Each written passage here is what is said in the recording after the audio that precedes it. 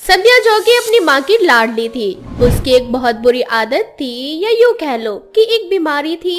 संध्या जब भी रात में अकेले सोती या किसी अनजान जगह जाती तो वो अक्सर बिस्तर गीला कर दिया करती।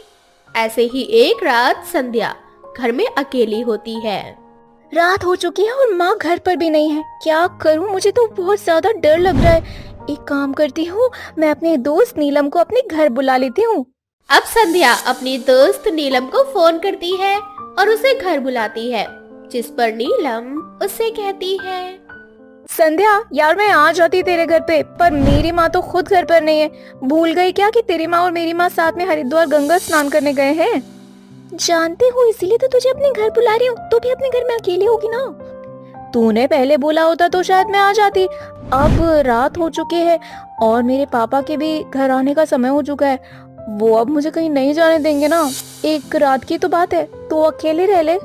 इतना बोलकर नीलम फोन रख देती है और बेचारी संध्या घर में अकेली परेशान होती है। अब क्या करूं, अकेले तो मुझे नींद नहीं आएगी, और अगर माँ सो गई तो फिर से मेरा बिस्तर गीला हो जाएगा। मैं अपनी बीमारी को कैसे ठीक करूं?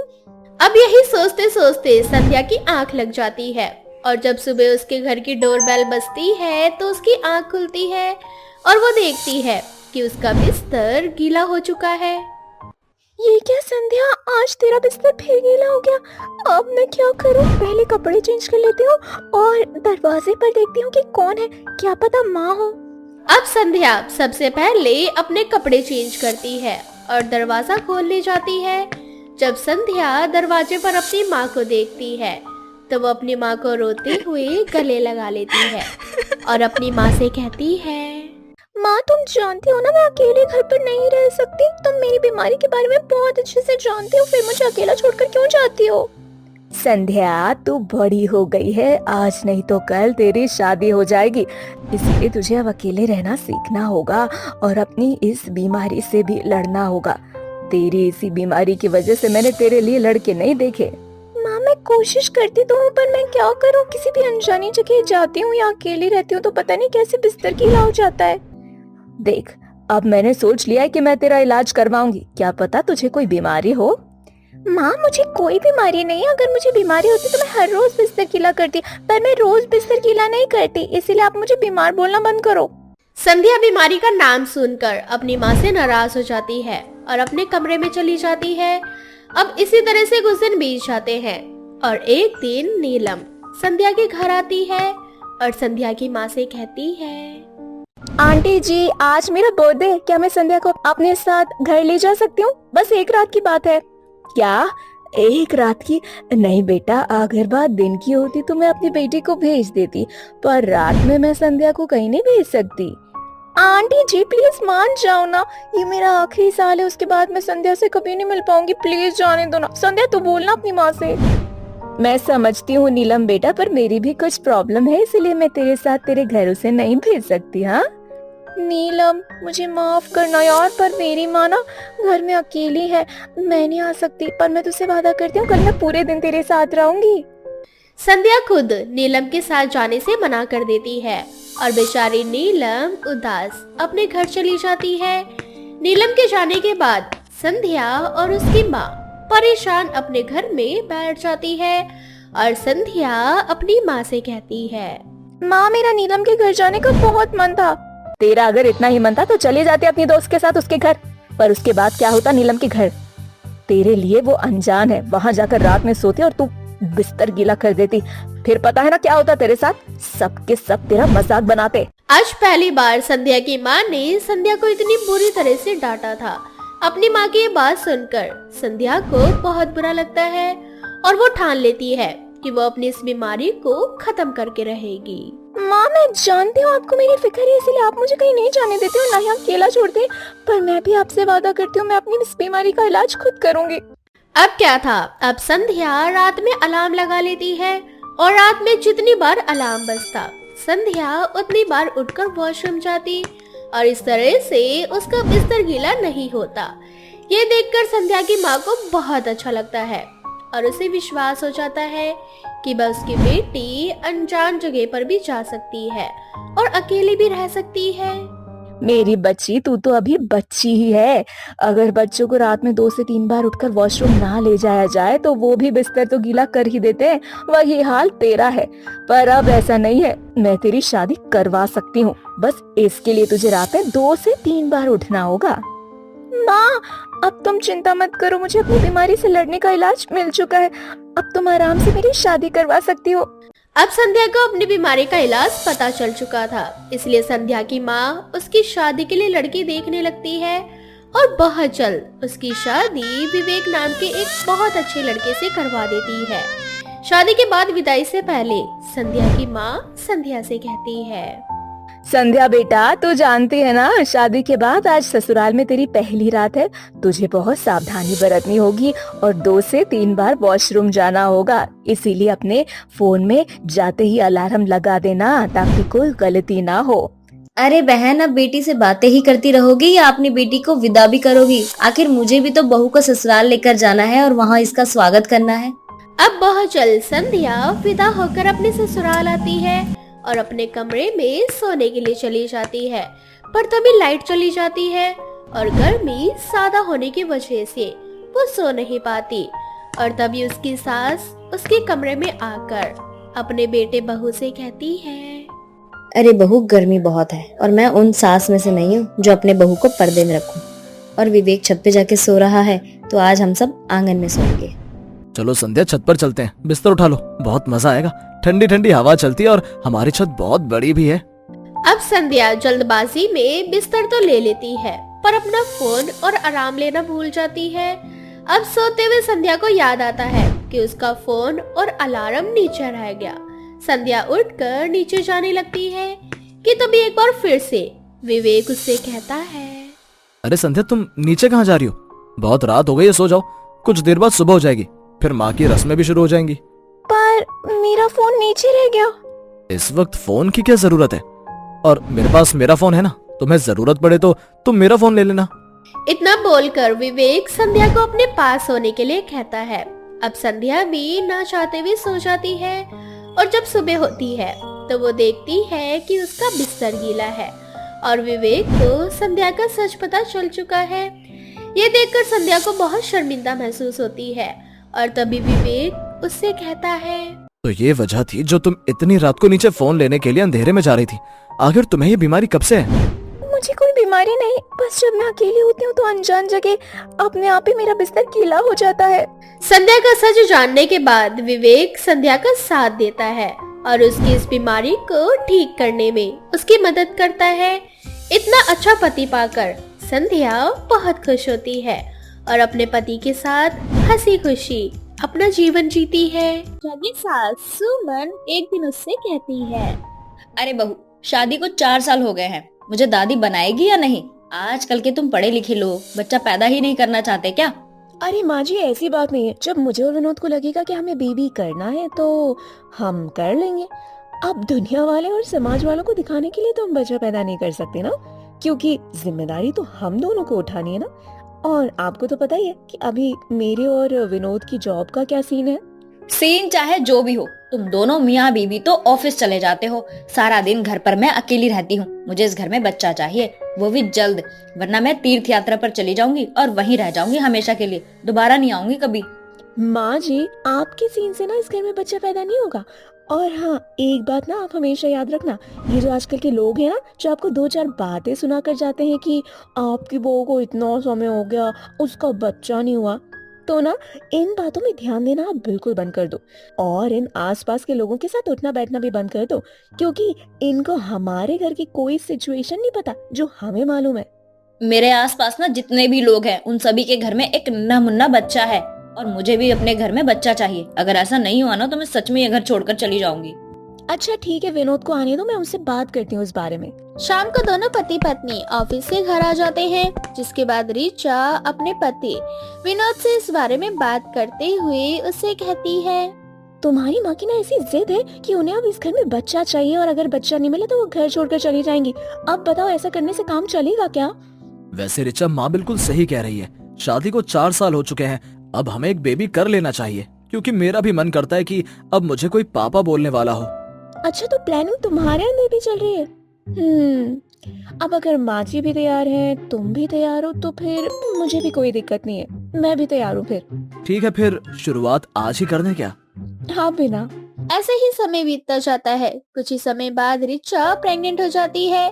इस खुशी से सुमन बहुत ज्यादा खुश होती है। वो अपने आसपास सभी लोगों में मिठाइयाँ बंटवाना शुरू कर देती है।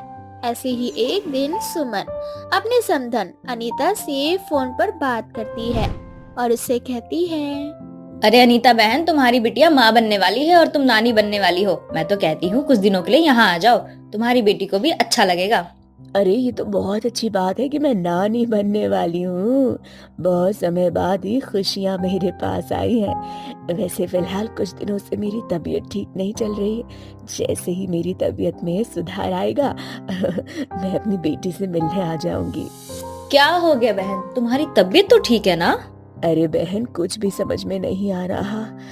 उल्टियाँ, चक्कर, अजीब अजीब सा मन हो रहा है मेरा।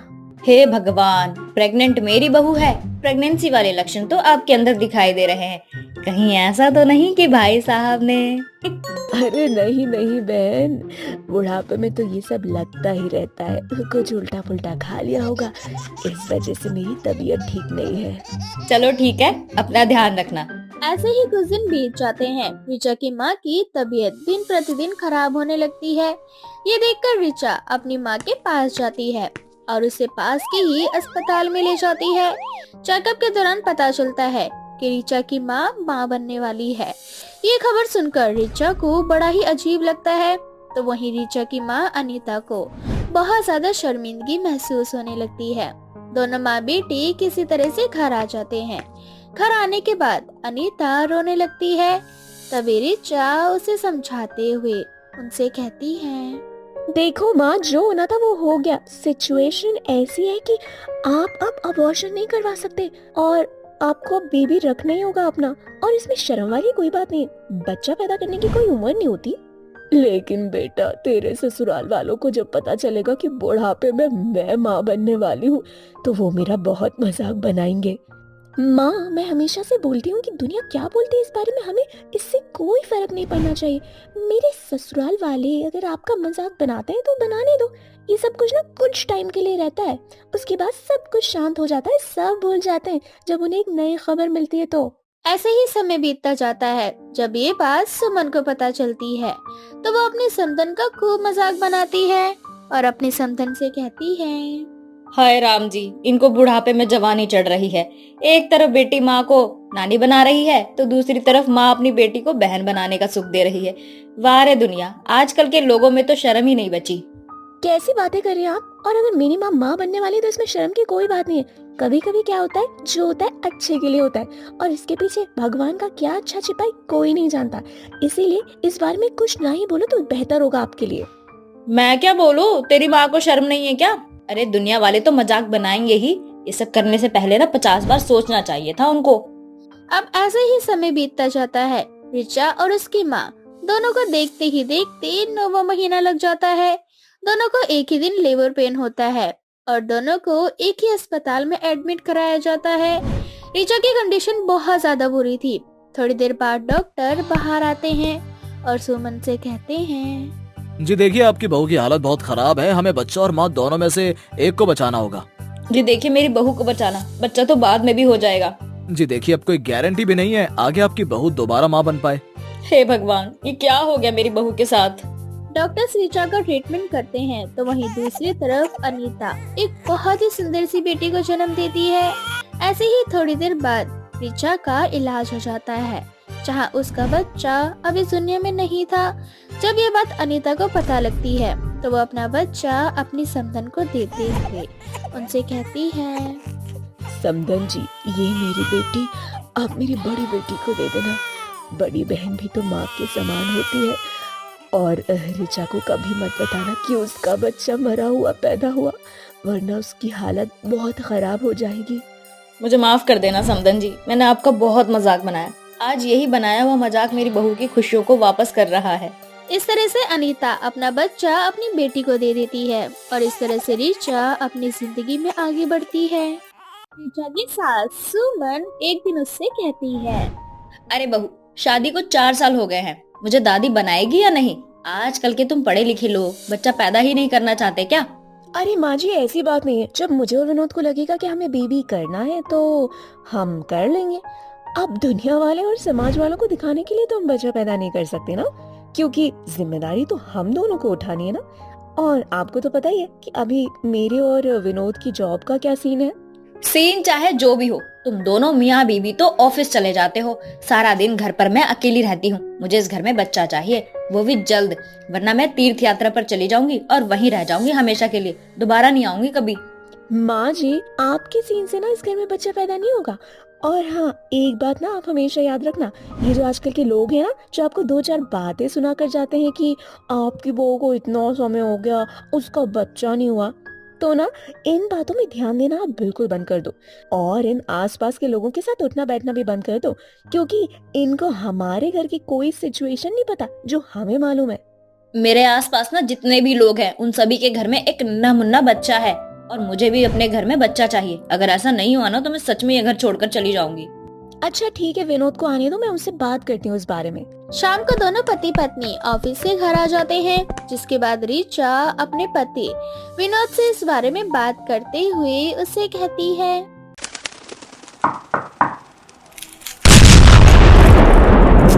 चूचू चिड़िया की कहानी। सुंदरबन जंगल में कालू नाम का एक कौवा रहा करता था। कालू कौवा बहुत ही ज्यादा बदमाश था। वो जंगल की सभी चिड़ियाओं पर अपनी गंदी नजर डाला करता। पूरे जंगल में सभी को कालू कौवे की हरकतों के बारे में पता था, लेकिन कोई उससे खौफ करने के कारण कुछ नहीं बोलता। एक दिन गर्ल्स कॉलेज में सांस्कृतिक कार्यक्रम था। जंगल का बदमाश कालू कौवा और उसके कुछ सिपाही भी उस कार्यक्रम में मौजूद थे। चिड़ियाओं में से जैसे ही एक चिड़िया स्टेज पर डांस करने के लिए पहुंची, जिसका नाम चिंकी चिड़िया था, उस पर बदमाश कालू कौवे की नजरें टिक गई। वाह, क्या डांस करती है ये चिड़िया। इसकी एक एक हरकत मेरे दिल की धड़कन बढ़ा रही है। कहीं हार्ट अटैक की ना आ जाए मुझे। कालू कौवे ने ये बात अपने सिपाही चिंटू तोते से कही। क्यों रे चिंटू, ये किसकी लड़की है? मुझे इसकी कुंडली चाहिए। दिल आ गया है मेरा इस पर। चिंकी चिड़िया कॉलेज की सबसे होनहार छात्रा थी। वो सिर्फ ना ही पढ़ने लिखने में अच्छी थी, बल्कि खेलकूद और सांस्कृतिक कार्यक्रमों में भी हमेशा प्रथम आती थी। सांस्कृतिक कार्यक्रम के बाद चिंकी चिड़िया को ये बदमाश कालू कौवे के हाथों प्राइज भी दिया गया। प्राइज देते वक्त कालू कौवा चिंकी चिड़िया को घूरते हुए कहता है, काफी अच्छा नाचती हो, हमें तुम पर गर्व है। धन्यवाद साहब। चिंकी चिड़िया की आवाज सुनकर कालू कौवा और भी ज्यादा मोहित हो गया। बाकी उसके सिपाहियों ने पता लगा लिया कि वो बंटी कबूतर की बेटी और उसका घर पुराने तालाब के पास है। अगले दिन उसका सिपाही चिंटू तो पास आकर उससे कहता है, कालू भैया, उस चिड़िया की माँ नहीं है और वो बंटी कबूतर की बेटी है। आप उसके घर कभी भी जा सकते हैं और कुछ भी कर सकते हैं। कालू कौवा बहुत ही ज्यादा अय्याश किस्म का पक्षी था, और तो और वो चिड़ियाओं के ऊपर गंदी नजर और उनका शोषण करने में भी कभी पीछे नहीं हटता था। उसने कई सारे गुंडे तक पाल रखे थे, जिनके साथ में वो चौड़ा होकर ये सब काम किया करता। एक दिन चिंकी चिड़िया के पिता घर पर नहीं थे, तो कालू कौवा उसके घर पहुंच जाता है। अरे साहब, आप यहाँ? हाँ चिंकी, मैं यहाँ से गुजर रहा था तो सोचा तुमसे मिल लूं, जरा तुम्हारा नाच देख लूं। दरअसल जब से मैंने तुम्हारा नाच देखा है, मैं तो तुम्हारा फैन ही हो गया। सुनो, जरा तनिक कमर मटका कर दिखाओ ना। इतना कहकर कालू कौवा चिंकी चिड़िया के करीब जाने लगा। अरे साहब, आप ये क्या कर रहे हैं? अरे इतना नाटक क्यों कर रहे हो? कुछ पैसे चाहिए तो वो भी दे दूंगा मैं तुझे। ये कहकर कालू कौवे ने अपनी जेब से नोटों की गड्डी निकाली और चिंकी को दे दी। ये ले पैसे, और चाहिए तो मैं तुझे और पैसे दूंगा। ये ले, बस मेरे मन की मुराद पूरी कर दे। ये क्या बदतमीजी है साहब, चलिए निकलिए यहाँ से, वरना चिल्ला चिल्ला कर पूरे जंगल के पक्षियों को इकट्ठा कर लेंगे हम। अरे हम कौन सा फ्री में नाच देखने के लिए कह रहे हैं, पैसे तो दे रहे हैं ना बदले में। अपने पैसे अपने पास रखिए, मैं कोई नचनिया नहीं हूँ जो आप यहाँ पर नाच देखने आ गए। अरे नचनिया नहीं है तो बना देंगे, तुम्हें पता नहीं हम कौन है? कालू मुखिया नाम है हमारा, मुखिया है इस जंगल के। जो चीज हमें पसंद आ गई वो मेरी हो गई, और अगर मेरी नहीं हुई चल अब ज्यादा नाटक मत कर और जल्दी से नाच दिखा। अरे शर्म नहीं आती आपको? मैं आपकी बेटी की उम्र की हूँ। अरे हम जरा बेशरम किस्म के हैं। इतना कहकर कालू कौवा एक बार फिर से चिंकी चिड़िया के साथ जबरदस्ती करने लगा।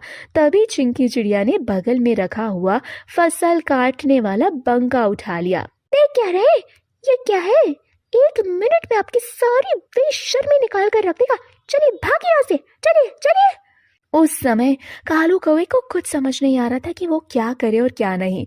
तब वो वहां से चिंकी चिड़िया को आंख दिखाता हुआ जा रहा था और जाते जाते कहता हुआ गया, अभी तो हम जा रहे हैं, लेकिन एक बात याद रखना, तुम्हें टाप की नचनिया बनाकर ही रहेंगे। रात के समय जब चिंकी के पिता घर आए तो चिंकी ने अपनी सारी बात अपने पिता को बताई, जिससे वो गुस्से में आंख बबूला हो गए, बाहर निकलने लगे। पिताजी, इस समय उसके पास जाना ठीक नहीं होगा, कई सारी गुंडों की फौज होती है उसके पास।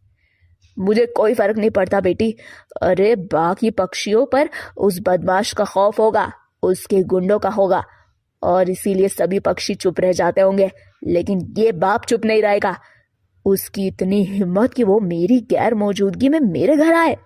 इतना बोलकर बंटी कबूतर गुस्से में बाहर निकल गया और कालू कौवे के घर जा पहुंचा। कालू, तेरी इतनी हिम्मत कि तू मेरी बेटी पर गंदी नजर रखता है, आज मैं तुझे नहीं छोड़ूंगा। इतना कहकर बंटी कबूतर ने कालू कौवे पर हमला कर दिया। तभी कालू ने खुद को बचाया और अपने सिपाहियों को आवाज दी, टुन्नू, चिंटू चिंटू सब के सब कहाँ मर गए? अपने मालिक की आवाज सुनकर उसके सारे सिपाही वहां आए। तभी टुन्नू चिड़ा कहता है, क्या हुआ मालिक? क्या हुआ? अरे देख नहीं रहे हो, तुम्हारे होते हुए ये पक्षी घर में हथियार लेके कैसे घुस गया? कहाँ थे तुम सब? वो मालिक। चुप रहो हराम खोरो, अभी तुम्हारी लापरवाही की वजह से मेरी जान चली जाती। मालिक अब बिल्कुल चिंता मत कीजिए, अरे अगर मार मार कर इसकी खाल में भूसा ना मर दिया तो मेरा नाम ही चिंटू नहीं। भूसा नहीं भरना है इसकी खाल में, इसको घर का रास्ता वापस ही नहीं दिखाना। इसने बहुत बड़ी हिम्मत दिखाई है कि मेरे घर में घुस आया, अब इसकी सजा सिर्फ और सिर्फ है मौत। जान से मार दो साले को और फेंका इसकी लाश इसके घर के बाहर। कालू के गुंडों ने बंटी कबूतर को जान से मार डाला। दूसरी तरफ चिंकी चिड़िया अपने पिताजी का इंतजार करते करते परेशान हो गई। अगली सुबह उसे अपने पिता की लाश घर के बाहर मिली तो वो फूट फूट कर रोने लगी। पिताजी ये क्या हो गया पिताजी? पूरे जंगल को पता था कि ये काम किसने किया होगा, लेकिन कालू के डर के कारण सभी पक्षी चुप थे। उधर कालू का मन और भी ज्यादा बढ़ गया था। वो एक बार फिर से चिंकी चिड़िया के पास जाने की सोच रहा था। तभी कालू के फोन पर चिंकी चिड़िया का फोन आता है। मुझसे गलती हो गई साहब, आप जो चाहते हैं मैं वो सब करने को तैयार हूँ। आप जैसा चाहेंगे मुझे वैसा करूँगी। मुझे अपने पिताजी की तरह अपनी जान नहीं गंवानी, मुझे जीना है। आपका जब मन करे मेरे घर आ जाइएगा। चिंकी चिड़िया की बातों को सुनकर उसकी आंखों में चमक आ गई। चिंकी के घर के लिए निकल गया। कुछ समय बाद जब वो उसके घर पहुंचा तो वो चिंकी से कहता है, चिंकी तेरी अकल खुल गई, लेकिन इतनी देर से। अगर तू मेरी बात पहले ही मान लेती तो आज तेरा बाप जिंदा होता। चल कोई नहीं, अब देर मत करो और आ जाओ मेरे पास। इतना बोलकर कालू कौवे ने जैसे ही चिंकी चिड़िया को थोड़ा सा टच किया, तभी कुल्हाड़ी से चिंकी चिड़िया ने उसका एक पर काट दिया। वो दर्द से चीखने लगा। बहुत दबंगईगिरी दिखाता है तू, आज मैं तेरी सारी दबंगईगिरी यहीं खत्म कर दूंगी। तेरी वजह से आज मेरे पिता मेरे साथ नहीं है। तूने मेरे पिता को जान से मार दिया। देख आज मैं तुझे कैसे स्वर्ग का रास्ता दिखाती हूँ। इतना बोलकर चिंकी ने एक बार फिर से कुल्हाड़ी का वार कालू कौवे पर किया। कालू कौवा इस बार अपनी जान बचाकर घर से बाहर निकल भागा। आगे आगे कालू और पीछे पीछे चिंकी। पूरा जंगल यही नजारा देख रहा था। कालू के गुंडे भी यहाँ वहां जमा हो गए, लेकिन चिंकी चिड़िया का रुद्र रूप देखकर किसी भी पक्षी को उसके सामने आने की हिम्मत नहीं हुई। भाग कालू, जितना भागना है उतना भाग, लेकिन आज तो अपनी मौत से पीछा नहीं छुड़ा पाएगा। आज मैं तुझे जान से खत्म कर दूंगी। भागते भागते कालू रुक गया और थक गया और चिंकी चिड़िया से माफी मांगने लगा। मुझे माफ कर दे, मुझे बहुत बड़ी गलती हो गई। गलती? तूने गलती नहीं पाप किया है और पाप का अंजाम मौत होता है। तूने मेरे पिताजी की जान ली है। इतना बोलकर चिंकी चिड़िया कुल्हाड़ी से कालू कौवे को भी जान से मार देती है और ये नजारा देखकर जंगल के सभी पक्षियों के रोंगटे खड़े हो जाते हैं। लेकिन एक तरह से उनके चेहरे पर एक शांति भी दिखाई देती है, एक राक्षस के मरने के बाद की शांति। और यही शांति चिंकी चिड़िया के चेहरे पर भी थी। दोस्तों, ये थी हमारी आज की कहानी। दोस्तों, क्या आपको पता है चिंकी चिड़िया के पिताजी का क्या नाम था? दोस्तों, अगर आपको पता है तो आप अपना आंसर हमें कमेंट सेक्शन में कमेंट करके जरूर बताएं। साथ ही मेरे चैनल को सब्सक्राइब करना ना भूलें।